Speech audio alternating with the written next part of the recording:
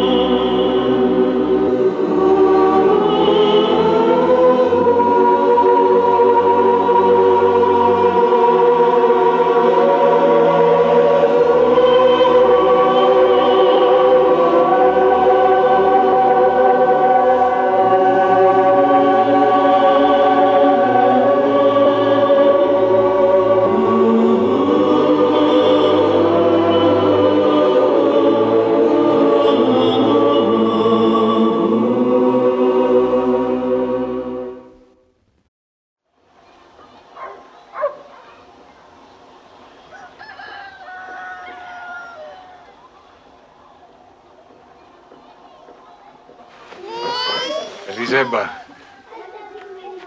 we are going.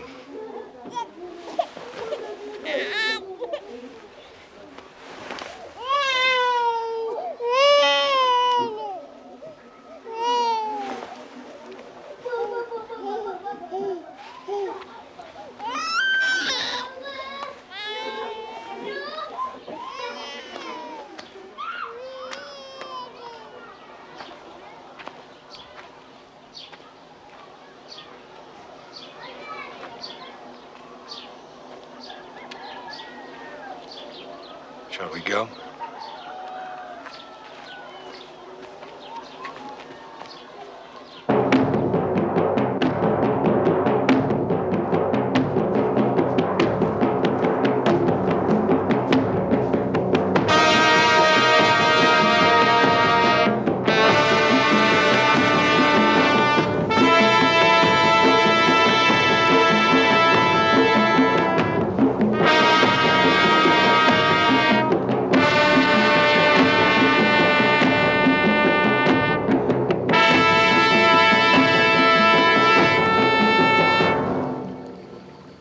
Whatsoever person desires to present his petition to the most sacred majesty of the Pharaoh Meneptah must do so as follows.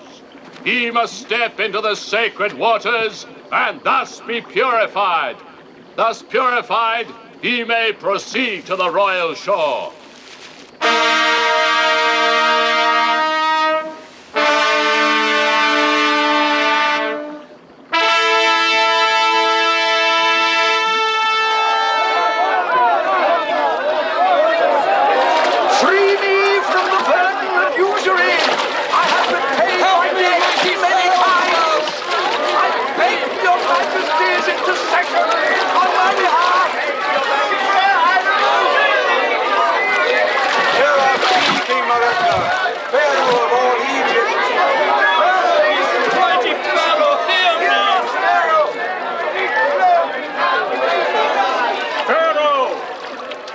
We humbly request that you accede to our petition to go into the desert for 3 days to do sacrifice.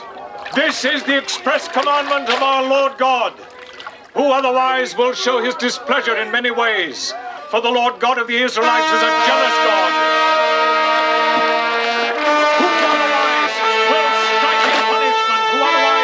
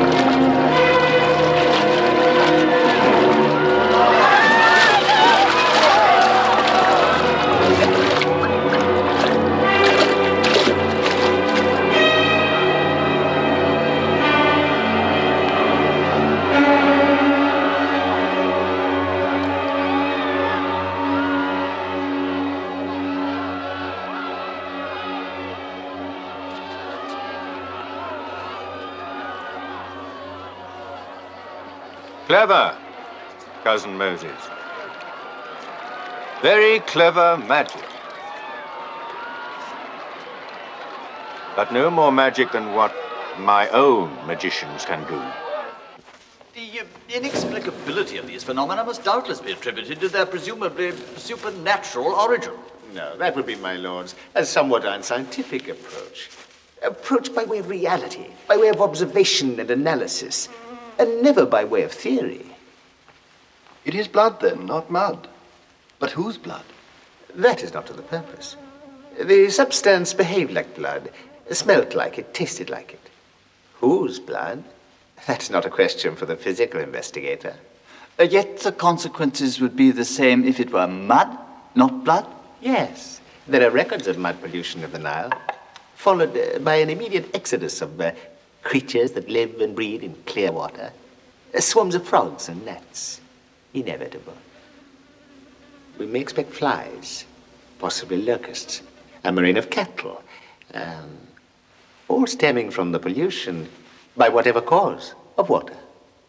But, my lord magician, the blood is, shall we say, a product of thaumaturgical conjuration? Thaumaturgical, miraculous. The term has never been clearly defined.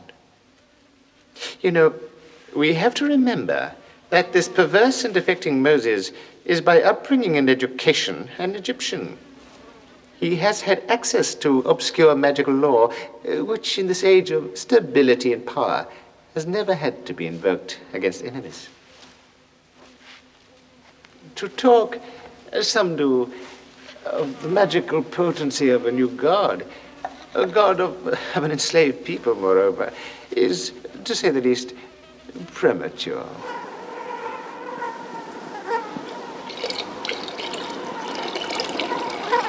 Look. See. God keeps us unscathed and wholesome while the Egyptians scream.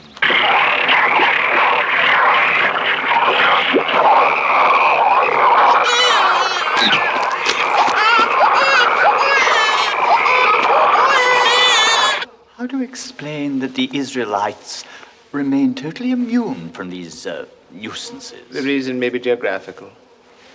Pithom is some way from the Nile, sheltered, removed from the causative pollution. Dark it is getting.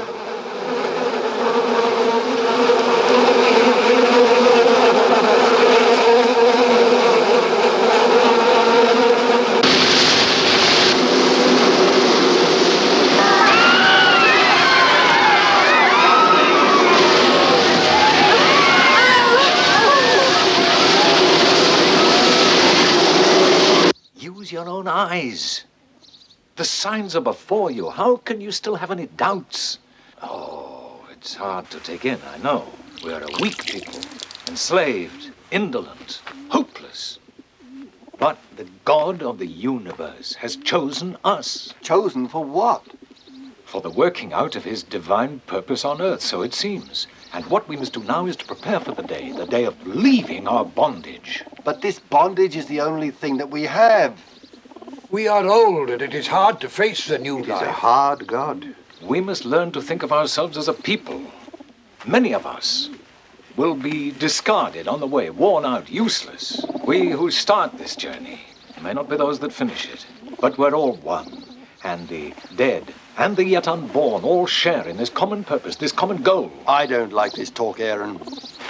It's all blown up words.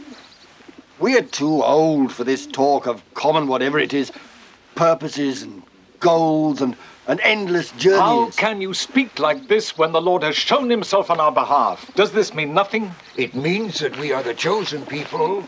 It means that we must face the desert and dream of the promise. It means... is it blasphemous to wish to be left alone? The Lord God did not cease to smite the Egyptians with plague and misery. The locusts ate of the green of the land, and the cattle were stricken with pestilence, even unto death. And the people were stricken with boils, running sores. And if was beyond the skill of the physicians of the pharaoh to cure them. I have tried to understand. Have the gods failed him? He has done more for the gods than they could reasonably expect to be done. Count the bricks in one pyramid alone would take years. What has gone wrong? And the land was a land of dry bones. 117,567. That is the latest computation, Divine Majesty. I'm not greatly interested in numbers. It is not flesh and bone and possession that we lose. It is the heart of the empire. It is the central idea. Majesty, you cannot so easily ignore the suffering of your subjects. If I may say this, our friend is distraught. He has lost both a wife and a daughter. He can have another wife within a day, another daughter within a year. Let us quieten our hearts. Let the brain speak. Listen. This is the greatest empire the world has seen. Perhaps the greatest it will ever see. Our cities are crammed with all manner of merchandise. Our ships sail all the known seas. Our towers kiss heaven. Our armies shake the earth. We prosper. We prospered. At the very core of our empire lies a truth.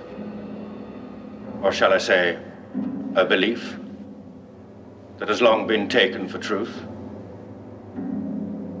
It is the belief that the ruler of the empire has been appointed by the gods themselves. The pharaoh is the issue of their flesh. But now, the gods seem to turn against their own flesh. Starvation, disease, dissension, distrust of authority. Why? Why? Can the changeless gods change? Can the eternally strong grow weak? Can a new god appear from nowhere and overthrow the tables of the eternal? Your Divine Majesty has touched upon an interesting, indeed compelling, theological point. The gods are the gods, eternal, self-created, subsisting out of time. There are no new gods, but one old god, long removed from the concerns of the Egyptian state, has been conjured. You know which god. You know by whom. You take us back to an old time. A time when the false belief in a single god possessed many of the most subtle and high-placed Egyptians. You refer to Moses. This belief has come back and it has attached itself to a race of slaves. It is logical. Will the slaves willingly embrace the gods of their masters? These questions, as I've said, are of immense theoretical interest. But the problem now... It is a simple matter, Majesty. The devotees of the god ask that they may do sacrifice to him. It would be a mark of kingly clemency to grant. To be forced to grant? To be impelled to grant? Only 3 days, Majesty. With guarantees of return. Guarantees?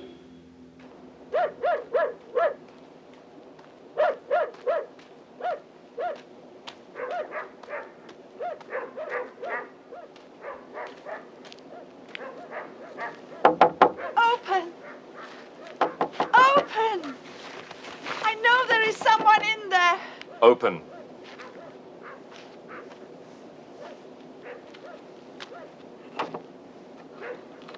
Give me some water.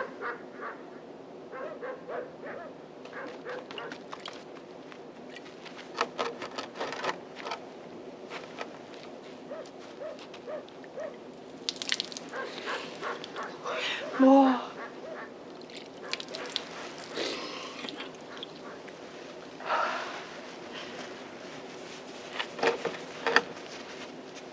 Take it.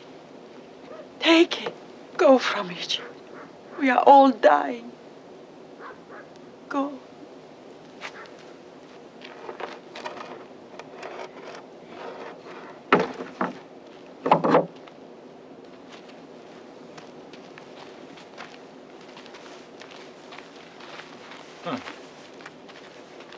It's a new thing for the Israelites to be feared. We were always feared. If the Egyptians had merely destroyed us, our memory would still have been feared. There are many dead nations that crawl out of their ashes. But they brought us low. They made us despised. And the fear, how is it expressed? They tried to bribe us into leaving. Into sneaking out in the dark. I shall, of course, be happy to take care of that side of the operation. We need such resources. And there is no need to wait to be given. One may take. There are a number of fine villas abandoned. Death, a plague. I knew some of the victims well. through my position, of course. They're well served now. God curses them. Potter has his craft. So does the builder. So has the maker of song. The Lord has his craft too. And it may be called a dance of numbers. So far he has smitten Egypt 7 times. Rivers of blood, flies, frogs, gnats, the cutting down of their sheep and cattle, the curse of the teeth of the locusts, and now the plague. The making of the world was a dance of 7. Bringing low of Egypt will be a dance of 10. In the heart of the Pharaoh, there is some kind of a dance. The heart must soften, then harden, then soften, then harden for one last time. Then like a stone, it will crack. It will shatter. And Egypt will shatter with it. Strange. A dancing god? A god of the young? What stops our dancing out of Egypt now? The Egyptians are demoralized. They could never stop us. Yes. Yes. Why the delay? We need the delay. We must prepare our order of march. We must take with us all of our possessions. Our cattle, our carts, our supplies of grain and water. Then there will be the problem of the sick and the unwilling. The cries of those who would last out their days here in Pithom. Women with child. And then there is the question of unifying the clans, of creating degrees of leadership. And the question of arms, defense, and the training of our army. That too, Joshua. Let us not forget the treasury.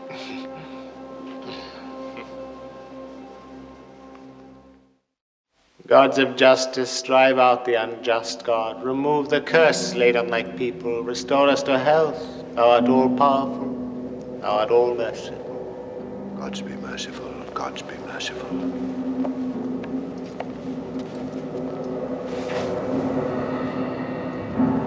We come again, King Meneptah, to ask that we be released Have from you our... no respect for our religion, cousin Moses? We are doing holy work. We are trying to avert these inexplicable nuisances from the innocent Egyptian people. Not inexplicable, not innocent. Very well, then. Our ceremonies are tainted by the presence of the unbeliever. Go.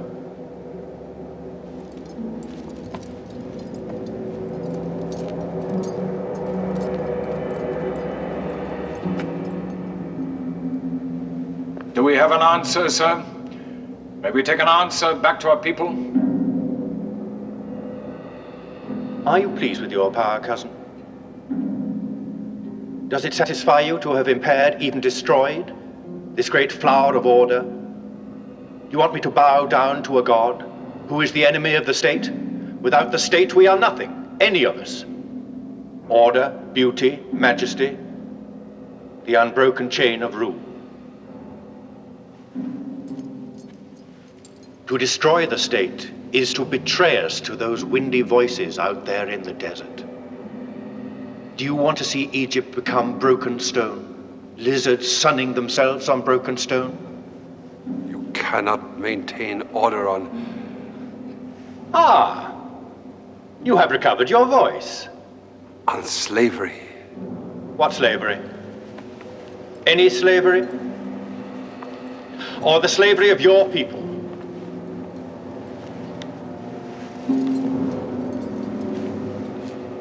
Will you not have your highest and your lowest when you shape your dream kingdom? Will you not build your own pyramid? Sir, we need an answer. Be silent, little man. I'm talking to your better. We will build on the covenant, on the bond freely embraced, the contract between man and man. High talk in a land you've turned into a charnel. I cannot stand your smell much longer. You had better go. May we have a scribe called in? Let this be written down and stamped with the royal seal. The word of the Pharaoh, Moses. You may go into the desert and perform your sacrifice. I have, may the gods forgive me, spoken. You have not finished, Majesty. What have I not said? Ah, yes. The men may go and do sacrifice to the god of destruction. The women and children shall remain behind. As this is a kind of war, Cousin Moses, shall we call them hostages? The heart of the Pharaoh is hard. You have not seen enough signs. You have not suffered enough.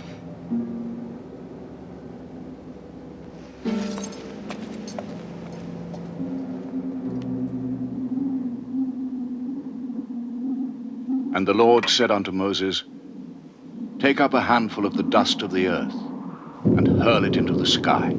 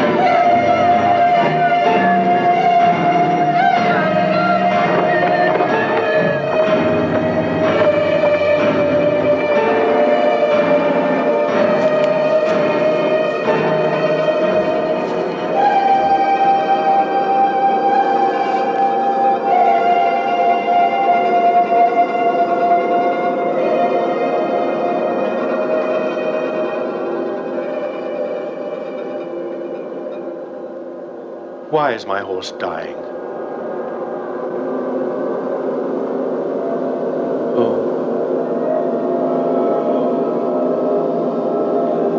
Will you let my horse die?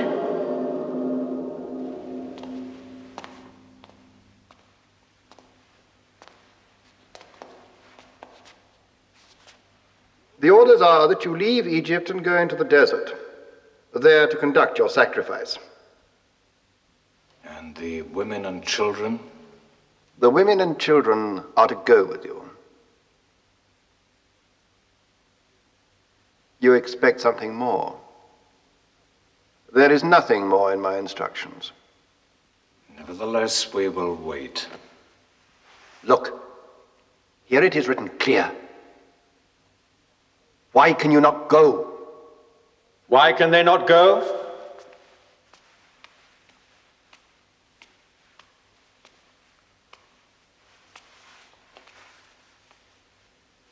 They cannot go because they know there is something more. What is the something more?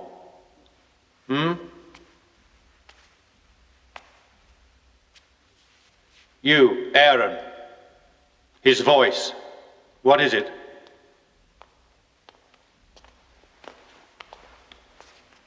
We are to go to the desert for 3 days to do sacrifice. in the middle of the month of Nisan. Men, women, children, our beasts, our goods. No. You have eaten of the bread of Pharaoh and have drunk of his wine. For 3 days, you will neither eat nor drink. You will go forth to fast and do sacrifice, and then you will return. And your beasts will bleat and bellow a welcome home. Your pitiful goods will lie snug, awaiting you. This is the contract, that the god cease his torments, that you go forth for 3 days. This will not do. The covenant we made has long been broken. There is no further bond between us. When we leave this land, we leave as free men, taking with us our wives, our children, our sheep, our oxen, our goods. Not the paring of a nail will remain in the land of Egypt. Not a hair or a scale from the skin of a beast. You go forth naked, you return naked. Your heart is still hard against the Lord and the servants of the Lord. There is one last trial yet to come. It will not fall directly on your head. You will live to see the Israelites leave the land of Egypt. But this one last trial yet to come will be the most terrible trial in all the world for you, unless you let our people go. Moses. Moses. Why do I not kill you? Why do I not thrust in this sword myself?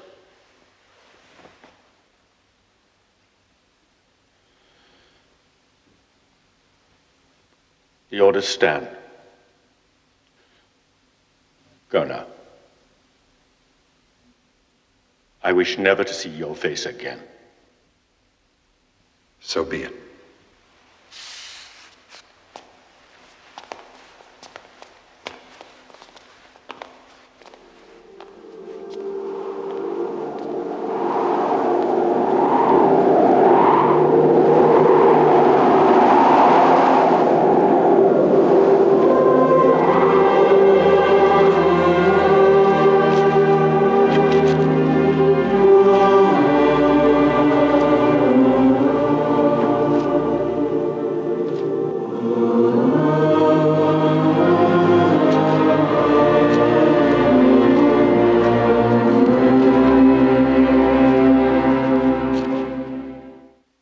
Angel of death, who shall describe him or her? Like a trained hound of the Egyptian hunters, he carries the scent in his nostrils. He will follow the scent. He will follow the scent to the firstborn. You were told this? It's the last thing, 10th figure of the dance. 4 days from now, the night of the 14th day of Nisan, the nose and the teeth of the angel of death will dart straight for the firstborn. Be it Egyptian or Israelite, there will be no nice distinction. Even the firstborn whelp of the bitch's litter, the first hatchling of the hen, he will follow the scent. Our firstborn? Ours?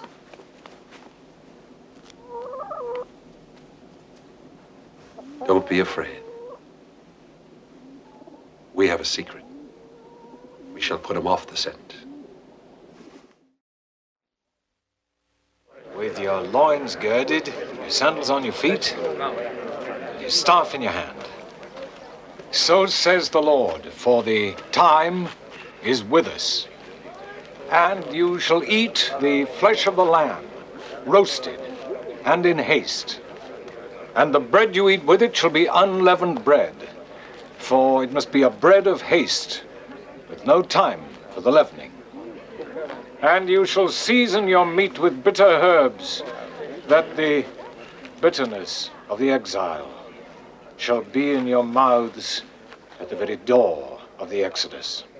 Kill the lambs now, and pray as you kill, for you kill in the name of the Lord's Passover, and on the doorposts and on the lintels of your houses, daub some of the blood as a sign. But why?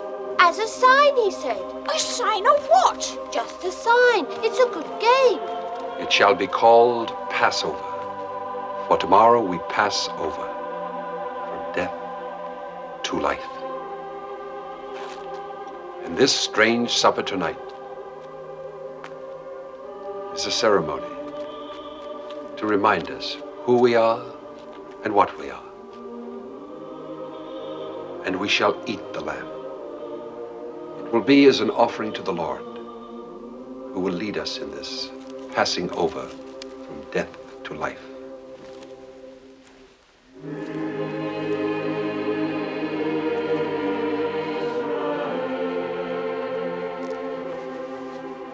And it shall be called Passover till the end of time, to mark the hour of his passing over. It's a terrible thing. A terrible burden. And the burden's just beginning.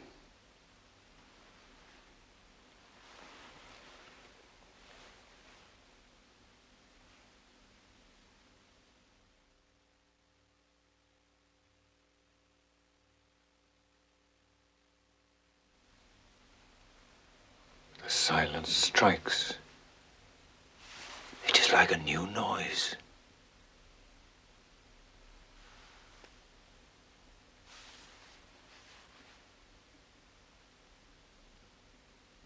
He's coming. God help them, he's coming.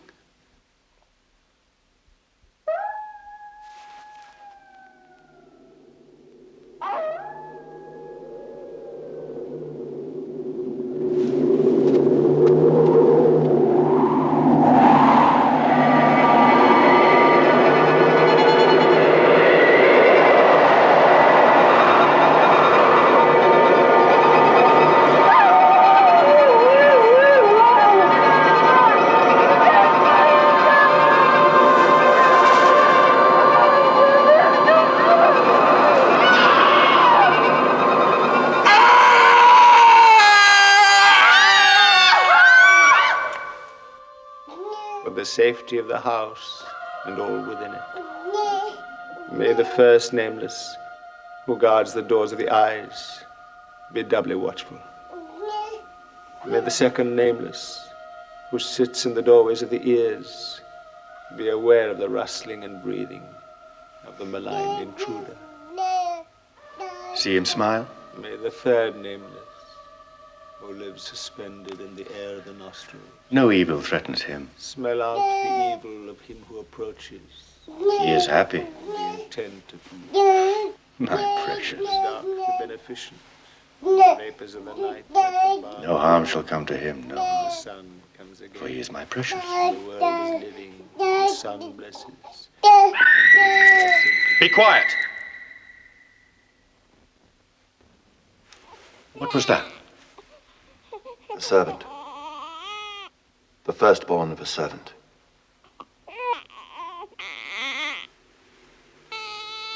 Nothing shall. Nothing shall. Stand round us with your torches. Burn your incense. Say your prayer, say it! Gods of the seven worlds, hear, hearken. Let the word of your servant be sweet in the ear of the guardian of the living. Let no evil touch your servant this night. Let the dark be beneficent, and the vapors of the night like the balm of the morning. Let the souls of the evil dead sleep, and be unenticed by the smell of the smoke that bites.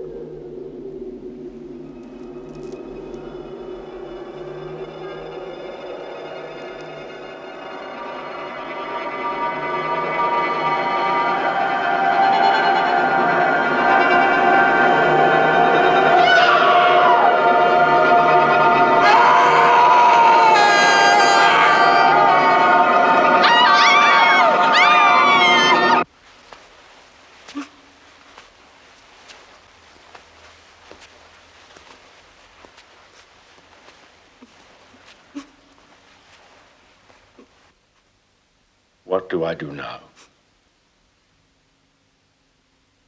beg you to comfort him on his passage through the tunnels of the night. Beseech you to remember that he is of your divine flesh and to restore him to the light where he is needed. Or do I see you already as very hollow, very weak, impotent, a sham? Am I born too early or too late? Does heaven remake itself? Has the dominion passed over once again to that single God who was neither sun nor moon, but the light of both? In your eyes, there is nothing. Your head is the head of a bird.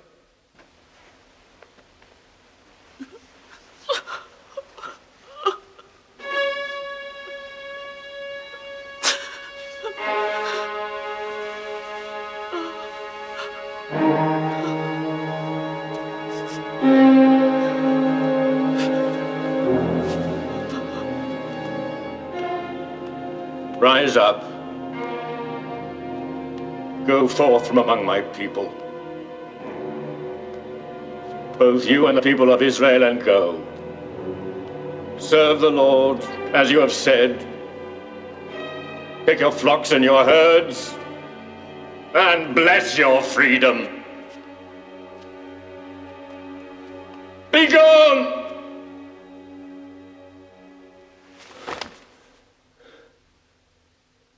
And bless me also.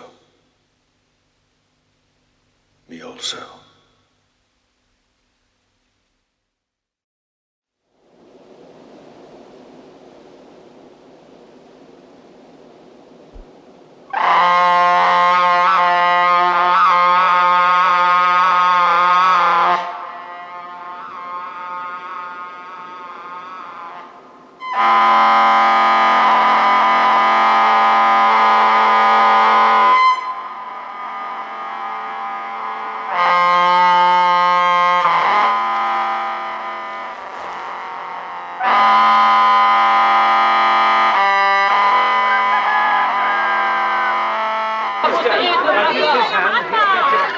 Yes, and you two, go on, hurry up. You want a lot of water, girl? You all right with the baby? Found it, good. Come on, hurry. Stand on the other flank, then. These young boys.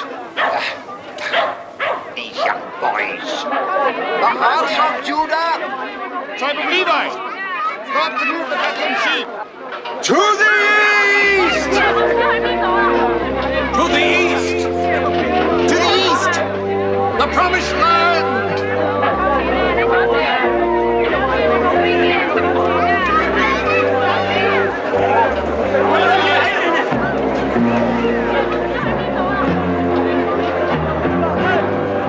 Don't admire him too much, my dear. As treasure, I feel these need personal care. This harness is loose. I'll come later. What is that? What? What are you doing with that? I'm just taking care of the treasury, that's all. You are stealing. I'm not stealing. If you don't want me to do it, I won't do it. I saw you stealing.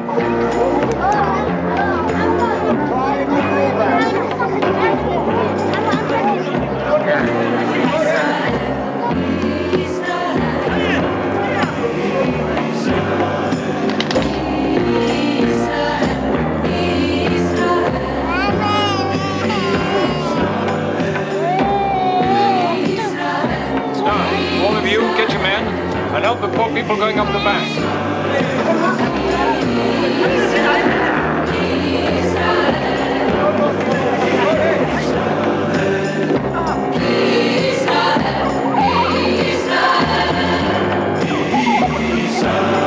Tribe of Benjamin, follow me. The house of Judah!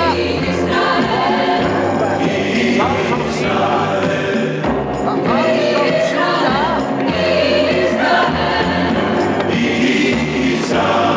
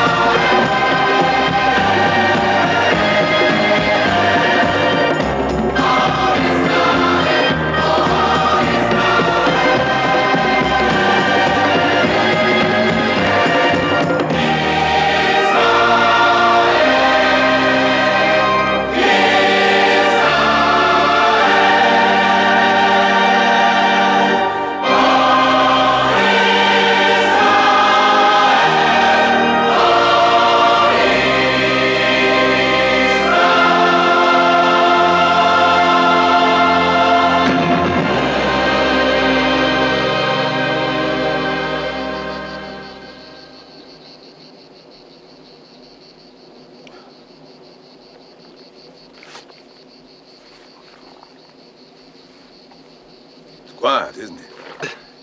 Not quiet in the other mud pits. He should never have done it. You never know who's listening. But it's true. The Nubians, the Berbers, the Greeks, they all want to go into the desert to do sacrifice to what they call their gods. That's why he should never have done it. Shh.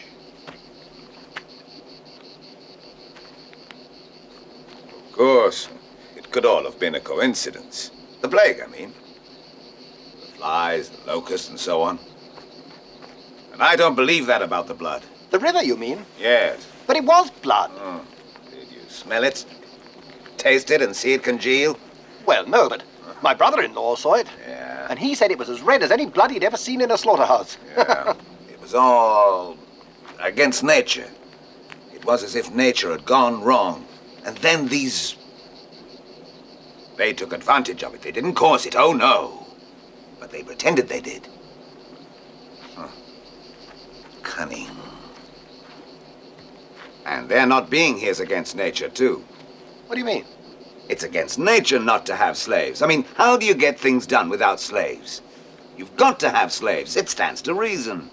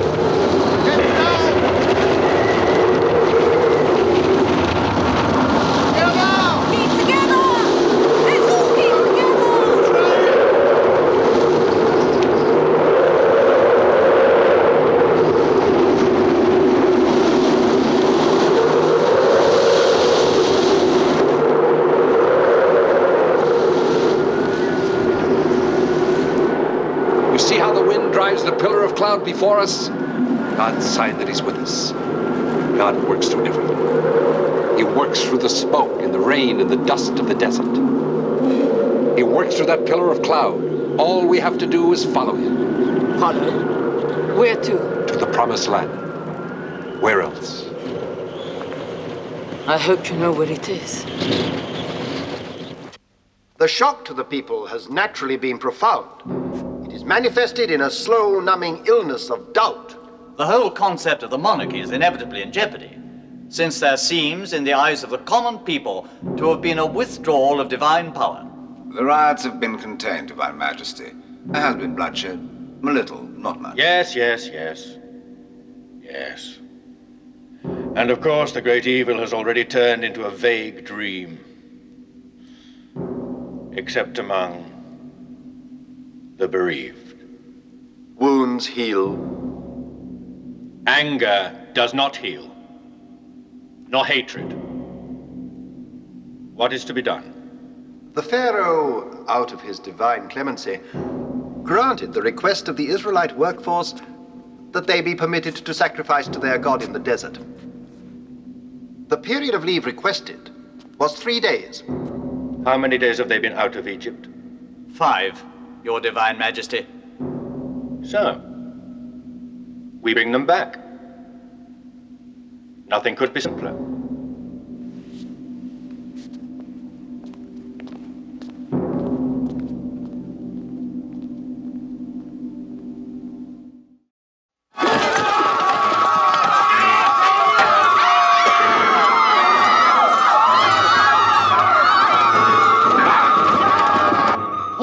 You take us out of Egypt. Why couldn't you leave us alone? We were happy there. At least we didn't starve. You shall have meat to eat in the evening.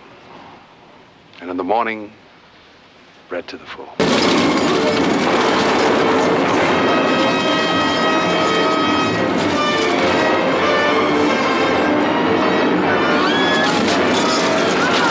We acknowledge you as our undoubted leader. I am not your leader.